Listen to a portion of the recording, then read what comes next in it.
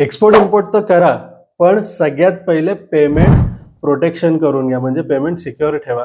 आज पेमेंट जर पूर्ण जगभरात बघितलं, ॲडव्हान्समध्येच एक्सपोर्ट इम्पोर्ट इंडस्ट्री चालते. ॲडव्हान्सचे 3 प्रकार आहेत: LC, letter of credit, BG bank guarantee आणि ॲडव्हान्स पेमेंट टर्म. ह्याच्यात सब टाइप्स भरपूर आहेत. मग त्यामुळे हे पूर्ण काम करताना ह्या सगळ्या पेमेंट टर्म्स तुम्हाला माहित असणं गरजेचं आहे. बऱ्याच वेळा बाहेर काय म्हणतो, मला माल पाठवून दे, जेव्हा माल निघेल त्यानंतर एलसी देईल. पण एलसी नाहीच दिली तर?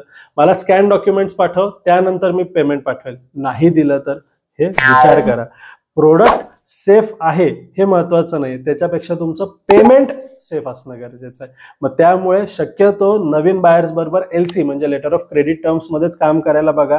टीटी, डीए, डीपी ह्या टर्म शक्यतो टाळा.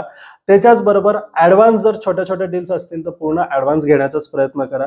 महत्वाचं म्हणजे जर ॲग्रिकल्चरमध्ये काम करत असाल तर ॲग्रिकल्चरसाठी दुबई हे फ्रेशर्स मार्केट नाहीये. दुबई मार्केट चांगलं आहे, मार्केट खराब नाही, पण हे फ्रेशर्स एक्सपोर्टर मार्केट नाही. सो ॲग्रिकल्चर घेऊन दुबईमध्ये हात टाकू नका. इतर वेगवेगळ्या इंडस्ट्रीज असतील जगात कुठे काम करा, पण letter of credit, bank guarantee किंवा ॲडव्हान्समध्येच काम करा. उधारीवर काम करायला जाऊ नका. उधारीवरची ही इंडस्ट्री बिलकुल नाहीये. कारण की आज जर पेमेंट सिक्युअर जर तुमचं नसेल तर तुम्ही पूर्ण तोट्यात जाण्याचे चान्सेस आहेत. सिक्युअर करा पेमेंट आणि सेफली डील करा.